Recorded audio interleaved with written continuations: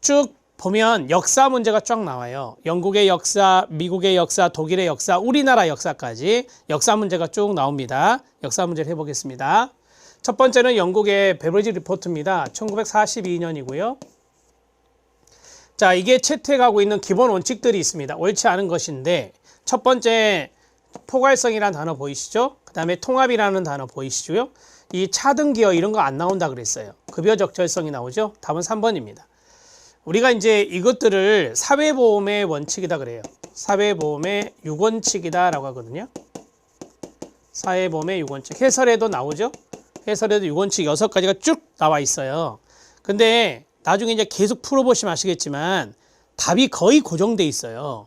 옳지 않은 것에 해당되는 것이 소득 비례가 나오면 안 돼요. 소득 비례가 나오면 안 되고 차등이 나오면 안 돼요. 왜 이런 걸 낸지 아세요? 되게 사회보험 같은 경우는 소득 수준에 따라 보험료가 다르잖아요. 아, 베버리지 보고서도 그렇게 했겠지. 그래서 이렇게 내는 거예요, 출제위원들이. 자, 사회보험의 6원칙에는요, 소득 수준에 상관없이 똑같이 돈을 내자. 균일 기여. 그러니까 똑같이 돈을 받아야 되겠죠. 똑같이 돈을 냈으니까. 균일 급여와 균일 급여가 있어요. 이걸 정액 기여, 정액 급여라고도 해요. 자, 균일이라는 단어가 좀 더 여러분들이 더 받아들일 때 똑같이 낸다고 이 말이잖아요. 소득 비례, 차등 이런 말 나오면 안 된다는 거 기억하십시오. 자, 이 적용의 포괄성이라는 것은 뭐냐면 우리가 사회보험을 왜 넣죠? 사회적 위험에 대비해서 넣는 거잖아요. 그래서 위험 대상의 포괄성이거든요. 사회적 위험은 포괄하자라고 하는 겁니다. 그 다음에 행정입니다. 행정. 행정은 통합하자. 행정을 따로따로 분리하지 말고 통합하자라고 하는 거죠. 행정 책임을 통합할수록 효율성이 높아지니까. 그 다음에 급여는 적절하게, 다른 말로 충분하게 주자라고 하는 거예요. 이렇게. 그러면 하나, 둘, 셋, 넷, 5개가 끝났어요. 하나 남았죠. 그게 뭐예요? 네, 피보험자는 구분하자라고 하는 거예요. 피보험자는 구분하자. 6가지로 구분했었죠. 그래서 피보험자 구분의 원칙입니다. 자, 정리됐습니다. 답은 3번이고요. 여기서 한번 설명을 해야 다음에 이제 좀 설명을 덜 하니까 미리 설명을 좀 했습니다. 자, 2번 베버리지 보고서에 대한 설명인데요. 옳지 않은 것은 오지선다인 거 보니까 서울시 보건기출인데요. 여기도 이렇게 되어 있죠. 이렇게 소득 비례로 되어 있잖아요. 소득 비례로 부과하며 차등 이것도 아니죠. X, X. 답은 1번이겠네요. 자, 2번 국가는 관리와 비용 부담에 책임을 져야 된다. 우리나라 사회보험 한번 생각해 보세요. 우리나라 사회보험도 중앙정부가 책임지고 있죠. 국민연금, 그 다음에 건강보험, 그 다음에 장기요양보험은 보건복지부가, 산재보험, 그 다음 고용보험, 이건 고용노동부가 하고 있죠. 최저생활보장을 권리로 규정하고, 네, 권리 강조했던 거 맞아요. 생존권을 처음으로 사회보장에 받아들여 구빈법 사상을 근본적으로 전환시킨 보고서가 바로 베버리지 보고서가 됩니다. 자, 이거 3번 지문이요. 이거 잘 나옵니다. 알아놓으셔야 돼요. 구빈법 사상을 근본적으로 변화시켰다라고 했는데요. 여기에 이제 대표적인 제도가 국민부조법이라고 하는 거예요. 국민부조법이라고 하는 거예요. 베버리지 보고서가 나오고 나서 그 후에 1940년대 말에 국민부조법이 제정되게 돼요. 그전에는 구빈법 체제였거든요. 그 구빈법 체제를 종식시킨 거예요. 구빈법 체제를 종식시킨 거예요. 되게 이제 구빈법 체제가 그겁니다. 시혜적인 차원에서 이제 제공했던 것들이죠. 근데 여기서 보면 이제 최저 생활 수준의 보장을 권리로 규정했다. 그래서 이제 여기 부조라는 단어로 등장하는 거죠. 구빈이란 말보다는 부조라는 말. 우리도 지금 공공부조라는 말을 쓰고 있죠. 자, 그 다음에 국민을 6개 계층으로 분류해서 앞에서 말씀드렸죠. 가입자, 즉 보험 가입자 대상자는 6가지 계층으로 분류했다라고 말씀드렸어요. 이거를 이제 간단하게 말씀을 드리면 이게 미성년자가 되고요. 그 다음에 여기는 이제 노인이 되죠. 그러면 여기에 이제 계층이 있어요. 여기에 이제 근로자가 있겠죠. 우리가 이제 근로자라고 하면 여러 가지를 좀 생각해 볼 수 있는데요. 정규직 근로자가 있고 단시간 근로자가 있어요. 그쵸? 네. 그 다음 자영업자가 있잖아요. 자영업자. 그 다음에 전업주부가 들어가요. 하나, 둘, 셋, 넷, 다섯, 여섯. 이렇게 되는 거예요. 됐죠? 자, 그 다음에 사회보험은 모든 위험에 대비한다. 앞에서 말씀드렸는데 포괄성이다. 답은 1번입니다. 나머지 지문들, 이거 답 해결했으니까 넘어가? 그렇게 생각하면 안 돼요. 나머지 것들도 중요해요. 어떤 게 어떻게 바뀌어 나올지 모르잖아요. 그래서 이거 다 적어드리는 거예요. 이거 적어드리는 이유는 나중에 이것이 심화되어서 어렵게 나올 수 있어요. 그럼 그 문제를 해결해야 되잖아요. 이거는 전체적인 지문들을 보면, 아니, 답만 찾기 하면은 쉬워요. 소득비례 X, 차등 X, 그것만 알면 풀 수 있는 문제 아닙니까? 근데 그거 1번을 맞게 틀어놓고, 맞게 거쳐놓고, 나머지 지문을 틀리게 만들 수도 있잖아요. 그런 것을 대비하시는 것이 필요하거든요. 문제풀이에서는 3번입니다. 다음 보기 내용과 관계 깊은 것은, 여기서 가장 중요한 게, 여기 보면 5대 약이 나와요. 결핍, 질병, 나태, 무지, 불결 나오고요. 또 요거. 요람에서 무덤까지라고 하는 거. 배부지 보고서죠, 당연히. 5번이 답이에요. 현대사회 진보를 가로막고 있는 사회문제 5대약. 자, 나무 궁에 불 질렀다. 베버리지는 나무 궁에 불 질렀다. 여기 있는 거 찾으세요. 나태, 그 다음에요. 무지, 무질서 아닙니다. 서울시에서 무질서로 낸 적이 있긴 있어요. 그 다음에 궁핍. 궁핍은 저기 결핍과 동의어가 되고요. 그 다음에 빈곤을 말하는 거예요. 빈곤. 그 다음에 불결. 그 다음에 질병입니다. 이게 5대 악이라고 그래요. 자, 이것을 5대 악으로 들고 요람에서 무덤까지라는 경제적인 소득 보장 정책인 사회보장 체계가 확립되었다. 자, 요람에서 무덤까지 사회보장을 강조했던 사람은 베버리지입니다. 제가 이걸 쓴 이유가 있습니다. 5대 악이 이거예요.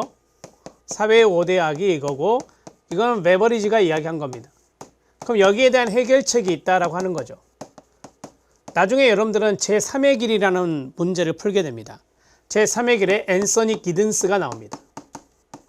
기든스는 이 5대 악에 대한 해결책을 제시하고 있어요. 이게 연결 문제로 잘 나오거든요. 이 두 가지의 별표를 쳐야 됩니다.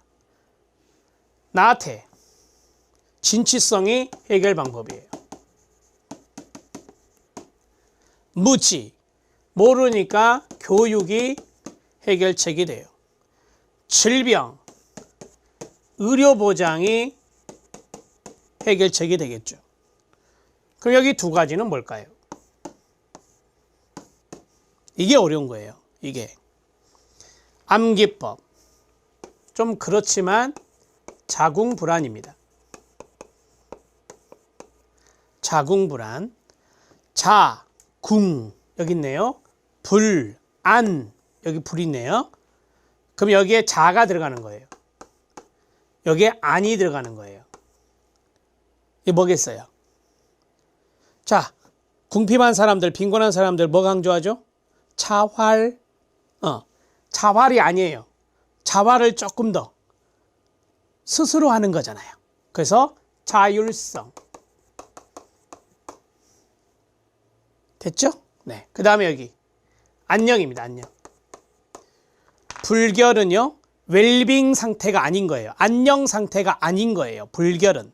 그래서 안녕, 웰빙이라는 단어를 쓴 겁니다. 이렇게 해서 짝짝 연결하는 문제도 충분히 나올 수 있고요. 연결한 문제 잘 냈었어요. 서울시에서 좋아했던 문제 중에 하나입니다. 자, 이제 4번 문제 들어갑니다. 계속 베브리지 보고서예요. 베브리지 보고서에 대한 설명으로 옳은 것은 이다. 오지선다인 거 보니까 이것도 서울시. 5대 악은 결핍, 질병, 나태, 불결, 무지. 오답 노트 바로바로 하세요. 이렇게. 자, 보험료는 소득에 비례한다? 아니. 정률로 낸다? 아니. 균일, 기여? 낸다 그랬으니까 균일, 기여로 쓰면 돼요. 자, 그 다음 영국 이외의 프랑스, 독일, 스웨덴 등은 이 보고서에 영향을 받지 않았다? 아니요, 받았습니다. 1942년에 출간된 이 보고서는 유럽 전역에 영향을 끼쳐요. 그래서 사회보장에 관심을 갖게 합니다. 1944년 6월 12월 아니 1942년이라고 말씀드렸잖아요. 앞에서 한번. 그러면 사회보장의 전제조건, 이거 별표. 이건 단독으로도 나옵니다. 사회보장 전제조건 완전 아프예요. 완전 고용, 이게 아동수당과 동의어거든요. 가족수당, 아동수당. 그 다음에 포괄적 보건 서비스예요. 이 보건이란 단어 놓치면 안 돼요. 이 자리에 교육이 들어가면 안 됩니다. 포자만 외우면 약간 힘들 수 있어요. 그래서 완전 포의 NHS 많이 들어보셨을 건데요. 우리나라는 NHI죠. 사회보험이니까 인슈어런스를 써요. 여기는 국민 건강 서비스, 내셔널 헬스 서비스거든요. 그래서 국민 건강 서비스 이렇게 말합니다. 완전 아포 NHS, NHS로 나올 수도 있어요. 국민 여기 건강 서비스로 나올 수 있거든요. 그래서 이걸 써드리는 거예요. 아, 보건 건강이구나. 교육이 아니라. 자, 맞습니다. 완전 아포. 답은 5번입니다. 됐습니까? 자, 5번 문제도 베브리지 보고서입니다. 베브리지 보고서 내용으로 옳지 않은 것은 이다. 사회보험이 모든 사람의 욕구, 사람과 욕구를 포괄해야 된다는 포괄성의 원칙이 있었나요? 네, 맞습니다. 자, 그 다음에 영국 사회가 극복해야 될 5대 악이 있었나요? 빈곤, 질병, 무지, 불결, 나태. 맞나요? 네.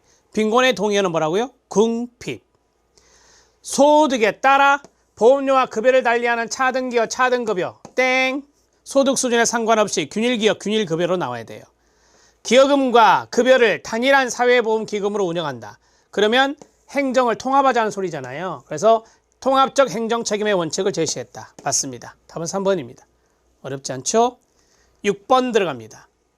사회보장제도 발전 역사 문제에 옳은 것은 입니다. 아, 이거는 섞여 있네요. 그렇죠. 여기 보면 세계에서 가장 먼저 도입된 사회보험제도, 영국의 국민보험법, 미국의 사회보장법, 베브리지 보고서까지입니다. 이 문제 별표. 이런 문제가 좋아요. 이런 문제를 아마 출제위원들은 좋아할 겁니다. 나올 확률이 높다는 건데요. 세계에서 가장 먼저 도입된 사회보험은 독일에 있죠. 질병보험법이에요. 질병보험법이에요. 1883이에요. 산재는 1884거든요. 영국의 국민보험법은 끊어요. 영국의 국민보험법은 1부가 있고 2부가 있어요. 그거 외우셔야 됩니다. 자, 노령연금 없어요. 건강보험이 1부예요. 그리고 2부는 뭐냐면 실업보험이었어요. 이렇게. 영국의 국민보험법은 건실 뭐 이런 식으로 외우시던가. 영국의 국민보험법은 건실 이런 식으로 외우시던가. 자, 그 다음에 미국의 사회보장법 1935년 제정으로 우선 이거부터요. 미국의 사회보장법은 세계 최초로 사회보장 소셜 세큐리티라고 하는 용어를 사용한 거예요. 이것도 나올 수 있으니까 적어 놔야 돼요. 노령연금, 네, 연방정부에서 관리했어요. 그래서 연방노령연금이라고도 하죠. 산재보험 땡, 실업보험이에요. 이렇게 미국의 사회보장법은 두 가지. 하나가 뭐다? 연금. 하나가 뭐다? 실업보험이에요. 자, 공공부조 세 가지 제도로 도입됐다. 공공부조 있었죠. 공공부조 있었습니다. 그런데 이 사회보험하고 공공부조가 하나 더 있었잖아요. 보건복지서비스라고 하는 게 있죠. 그래서 요 세 가지 제도를 제가 풀어드리면 세 가지 제도는 사회보험이 있고 공공부조가 있고 그 다음에 보건복지 서비스가 있다. 이 보건이란 말이 들어가서 광의의 사회보장이다 이런 말도 해드린 적이 있어요. 사회보험은 노령연금하고 실업보험이 있다. 실업보상이라고도 하죠. 이렇게 두 가지가 있었죠. 이렇게 알아놓으시는 게 더 좋아요. 자, 됐나요? 1번, 2번, 3번 모두 틀렸다. 베리지 보고서는 사회보험 원칙 가운데 하나로 소득에 관계없이 동일한 금액을 기여금 낼 것을 제시했다. 맞네요. 답은 4번. 6번 문제 같은 게 좋은 거예요. 이런 문제를 푸시려면 영국의 역사, 독일의 역사, 미국의 역사를 골고루 알아두셔야 되거든요. 7번 문제 들어갑니다. 사회복지 역사에 대한 설명으로 옳은 것은입니다. 앞의 문제보다는 좀 더 단순해요. 엘리자베스 구빈법에서는 빈민의 자유로운 이동을 금지했다. 그러면 사는 곳을 정했다라고 하는 거잖아요. 정주법이죠. 이렇게 적용하시면 되죠. 탈락. 1834년 신구빈법은 열등초 원칙을 전제로 했다. 맞습니다. 신구빈법 나오면 세 가지 원칙이 있는데 그 중에 하나가 열등초 원칙입니다. 나중에 이거 많이 나와요. 열등초 원칙은 듣기만 하세요. 복지급여를 받는 사람의 복지급여 수준이 있겠죠. 그거하고 복지급여를 받지 않는 최하위 자활임금 노동자가 있어요. 그분의 급여하고 임금이라 할게요. 임금하고 비교했을 때 복지급여가 그 임금을 넘어서면 안 된다는 하는 거예요. 일종의 형평성이죠. 비스마르크는 사회보험 제도를 도입했죠. 맞습니다. 비스마르크의 사회보험은 세 가지. 채찍과 당근 정책에 해당되는 순서대로 쓰면 질병보험, 그 다음에 산재인데 노동자 재해보험, 그 다음에 연금인데 폐질보험, 노령폐질이라고 쓸게요. 노령폐질보험까지. 지금 제가 순서대로 쓴 거예요. 이렇게 1883, 1884, 1889 이런 식으로 제정이 됐죠. 세 가지가. 이게 이제 1911년에 제국보험법으로 통합이 돼요. 참고하세요. 베리지 보고서는 소득 수준에 따른 벌써부터 틀린 것 같죠. 차등 납부 틀린 것 같죠. 이렇게 정리하시면 돼요. 자, 그러면 이렇게 탈락. 니은 디귿이 답이네요. 답은 2번입니다. 8번 문제 들어갑니다. 외국의 사회복지 역사 옳은 것은입니다. 이 문제도 체킹해야 되겠죠. 첫 번째 독일, 영국, 미국, 영국. 이게 섞였잖아요. 제가 앞에서 말한 거 나왔네요. 독일에서 세계 최초로 실시된 사회보험이 질병의료보험. 이게 맞네요. 답은 1번이네요. 그쵸. 영국의 자선조직의 폐는 COS. 빈곤 문제 해결을 위해서 정부가 주도하여 설립한 거예요? 아니거든요. 이거 민간조직이에요. 민간기구예요. 민간기구. 정부가 주도해서 설립한 게 아닙니다. 자, 미국의 의료보험이 있는데요. 우리나라에서 하고 있는 지금 건강보험을 생각하시면 안 돼요. 그래서 영어를 읽으셔야 돼요. 메디케어라고 하는 것이 있어요. 메디케어는 1960년대 존슨 대통령이 빈곤과의 전쟁을 선포하면서 만들어 놓은 의료보험 제도인데요. 이 케어라는 단어가 있어요. 케어는 대개 어떤 분들이 케어를 받냐면 장애인분들이나 노인분들이나 이런 분들을 위한 의료보험 제도예요. 알았죠? 메디케이드라고 하는 것은 저소득층을 위한 것이고 우리나라 말하면 의료급여라고 한 것이 있잖아요. 1종, 2종. 이런 거예요. 이런 거. 예, 그런 것들이 바로 미국의 메디케어, 메디케이드라고 보시면 됩니다. 사회보장법이 제정된 35년에 실시되었다? 아니죠. 60년대에 만들었으니까 한참 멀어요. 그 다음에 영국의 신구빈법에서 1834년 열등초 원칙은 최저생활 기준에 미달되는 임금의 부족분을 보조해 주는 것. 이게 스피넴랜드 제도예요. 뒤에 나오겠지만 스피넴랜드 제도예요. 열등초 원칙과는 상관없어요. 됐죠? 별개예요, 별개. 답은 죄송해요. 답은 1번이었고 2번 영국의 COS나 인봉한 운동 다 민간이에요. 그 다음에 3번 메디케어는 60년대 때. 그 다음에 최저생활에 미달되는 임금의 부족분을 보조해 준 제도는 바로 스피넴 랜드 제도다. 이렇게 정리하시면 되겠습니다.